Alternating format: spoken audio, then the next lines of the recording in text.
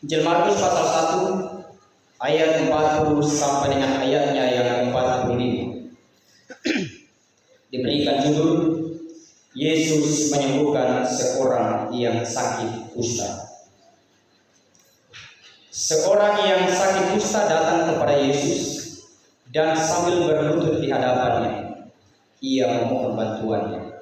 Katanya, "Kalau engkau mau, engkau dapat menghidupkan aku." Maka tergeraklah hatinya oleh belas kasihan. Lalu ia mengulurkan tangannya, menjamah orang itu dan berkata kepadanya, "Aku mau, jadilah engkau tahir." Seketika itu juga lenyaplah penyakit kusta orang itu, dan ia menjadi tahir. Segera ia menyuruh orang itu pergi dengan peringatan keras. "Ingatlah, janganlah engkau memberitahukan apa-apa tentang hal ini kepada siapapun. Tetapi pergilah, perlihatkanlah dirimu kepada imam dan persembahkanlah untuk pentahiran persembahan yang diperintahkan oleh Musa sebagai bukti bagi mereka." Tetapi orang itu pergi memberitakan peristiwa itu dan menyebarkannya kemana-mana, sehingga Yesus tidak dapat lagi terang-terangan masuk ke dalam kota. Ia tinggal di luar, di tempat-tempat yang sepi. Namun orang terus juga datang kepadanya dari segala penjuru. Sekian pembacaan firman Tuhan. Yang berbahagia adalah kita mendengarkan firman Tuhan dan yang melakukannya di dalam kehidupan kita setiap hari. Hosiana.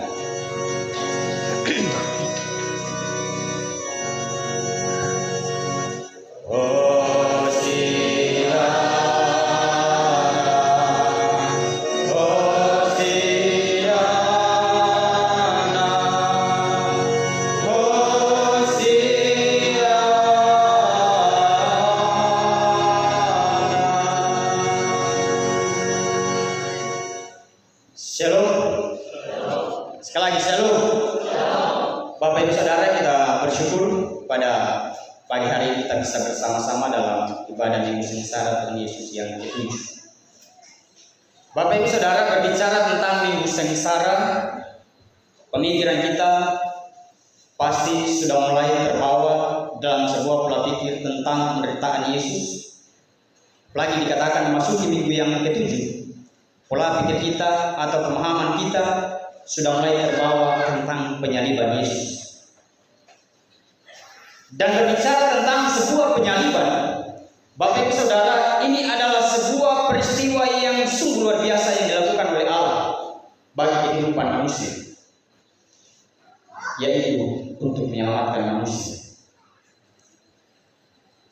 Berbicara tentang penyaliban, Bapak Ibu Saudara, ini merupakan sebuah permasalahan yang cukup berat akibat dosa manusia, akibat ketidaktaatan manusia, sehingga terjadilah penyaliban. Oleh karena itu, Bapak Ibu Saudara terkasih dalam nama Tuhan Yesus Kristus, berdasarkan bacaan kita pada saat ini, Markus pasal 1 ayatnya yang ke-40 sampai dengan ayatnya yang ke-45, saya berikan tema perenungan kita, mengalami pemulihan.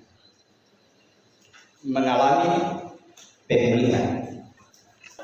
Di dunia ini tidak ada satu orang pun yang tidak akan pernah mengalami yang namanya badai kehidupan, baik dia kaya atau miskin, baik dia memiliki jabatan yang tinggi atau tidak, baik dia masyarakat biasa atau seorang pemerintah, baik dia seorang yang terpandang ataupun yang dianggap tidak terpandang, pasti akan mengalami yang namanya badai kehidupan.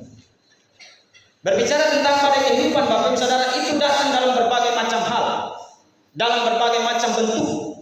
Ada yang datang dalam bentuk badai ekonomi kita. Berbicara tentang ekonomi, Bapak Ibu Saudara, minggu lalu kami bercanda dengan teman-teman yang ada di Balantap. Jadi teman satu bilang, "Deh, saya sekarang makan, saya kupu-kupu. Yang lalu 1,5 piring dia punya porsi, saya suka kasih turun. Saya bilang, kenapa? Baras mahal. Baras mahal. Bapak Ibu Saudara, ini masalah ekonomi. Kita semuanya ada hitung-hitungan. Berbicara tentang ekonomi juga, Bapak Ibu Saudara, tidak sedikit orang tua yang menghentikan cita-cita anak-anaknya untuk melanjutkan studi. Atau alia mau kuliah betul, alia mau sekolah betul, dengan alasan tiada dulu. Ini berbicara tentang tantangan ekonomi.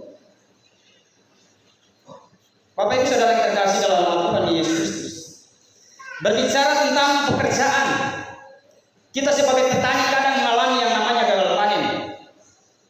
Kita yang sebagai pegawai, apalagi sama dekat-dekat pilkada, pegawai-pegawai biasa apalagi yang punya jabatan, semulai bapak ini was-was, jangan sampai dimutasi di tempat yang saya tidak suka.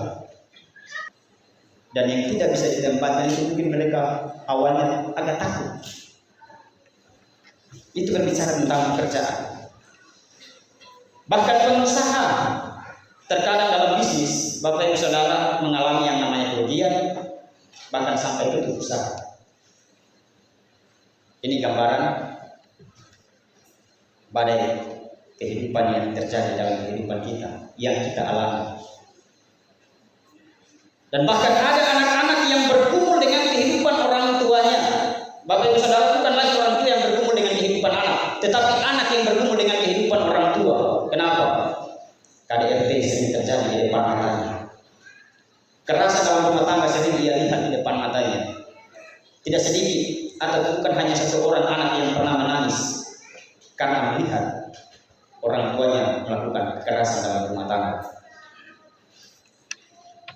Berbicara tentang kesehatan, Bapak Ibu Saudara, tidak sedikit orang yang mengalami sebuah sakit penyakit sudah pergi ke dokter, tidak juga mengalami kesembuhan.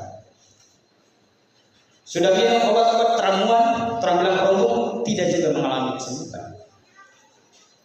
Pergi kepada dukun, tapi tidak juga. Itu adalah tantangan-tantangan kehidupan yang sering kita alami sebagai orang-orang yang beriman kepada Tuhan.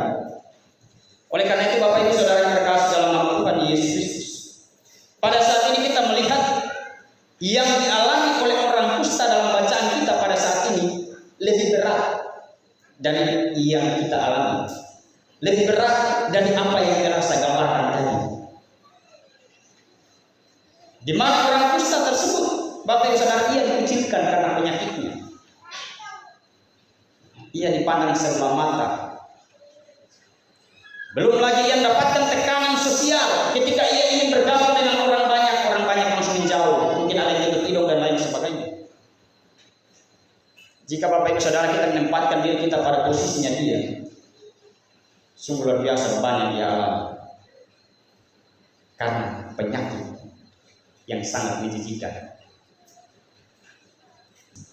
Akan tetapi dalam bacaan kita pada saat ini kita melihat orang kusta tersebut mengalami yang namanya pemulihan daripada yang cukup besar tersebut. Bapak Ibu Saudara, ada yang sedang mengalami badai saat ini seperti yang saya gambarkan tadi? Ada tidak? Iya, ada yang cuma banyak, saya yakin kita semua pasti bicara dalam hati. Ada. Orang kusta tersebut mengalami badai kehidupan dan ia mengalami pemulihan.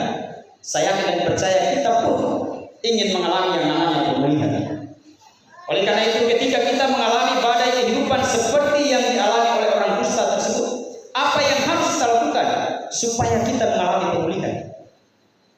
Bapak Ibu Saudara, yang pertama dalam ayat yang ke-40 bagian A dikatakan, seorang yang sakit kusta datang kepada Yesus. Yang pertama yang kita lakukan adalah datang kepada Yesus. Kalau di sini soal kurang saya lihat. Kalau masih di klasis tempat saya pelayanan pertama, tinting lonceng, kolom basuh. Tinting lonceng, kolom tukar. Pernah saya alami Bapak Ibu Saudara. Tinting lonceng saya dari pastori dengan anggota jemaat, dia bawa pukat sampai dalam hati nih. Bagaimana ya perasaan ini? Ini saya siap-siap memimpin ibadah, masih bawa lagi dengan saya cerita dengan santainya. Saya tanya mau ke mana, saya pura-pura tidak tahu. Saya lihat bawa pukat. Mau ke mana? Mau ke laut dulu.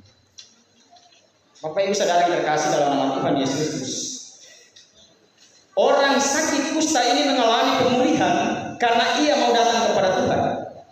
Berbicara tentang datang kepada Tuhan itu merupakan sebuah kerinduan hati yang keluar dari dalam hati kita yang paling dalam.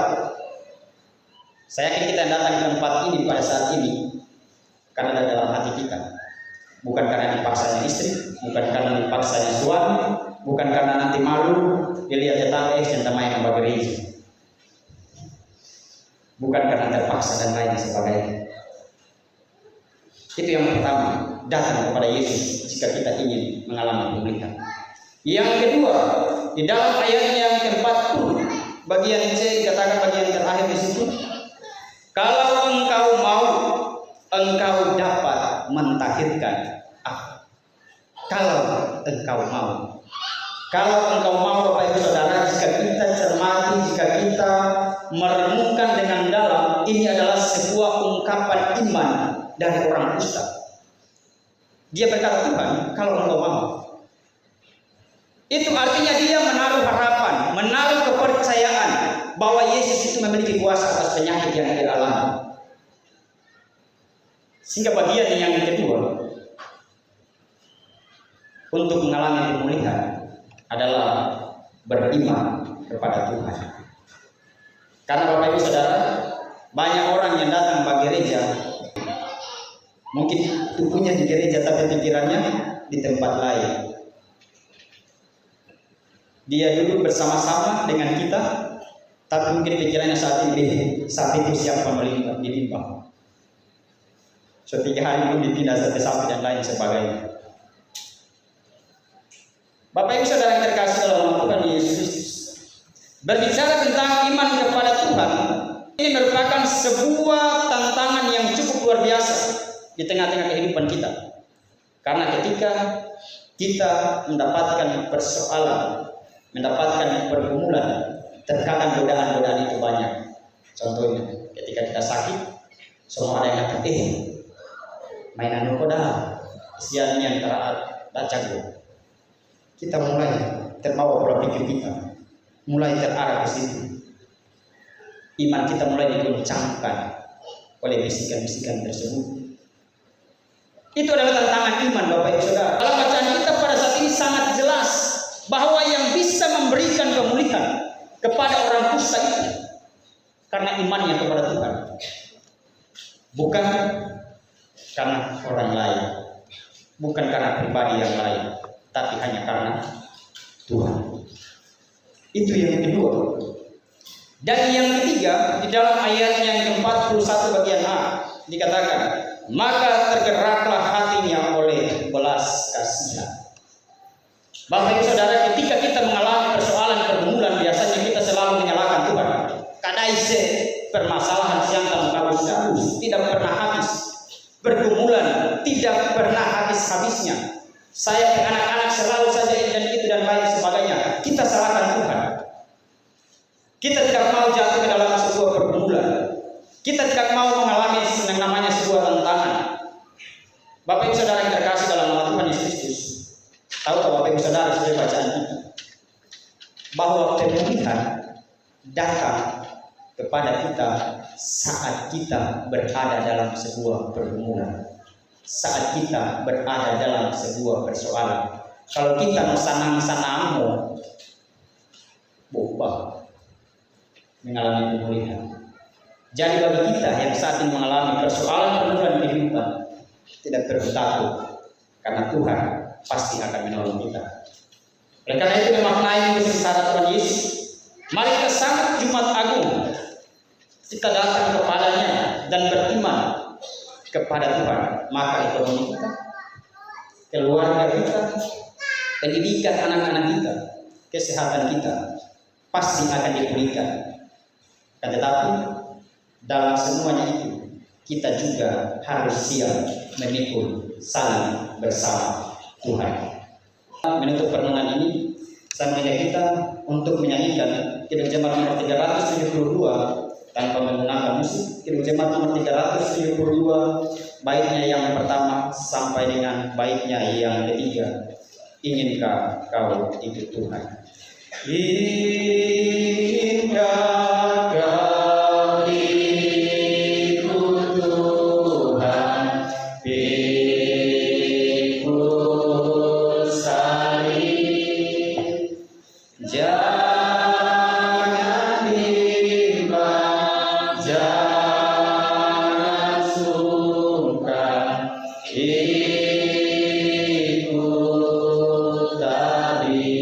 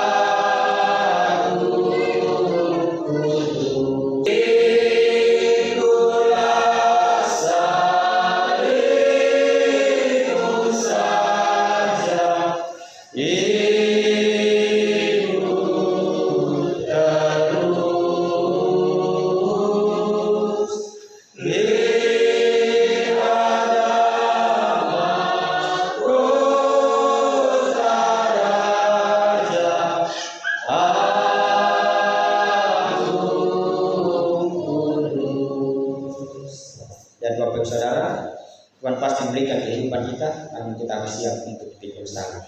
Amin. Tuhan memberkati kita semua melalui perenungan firman-Nya.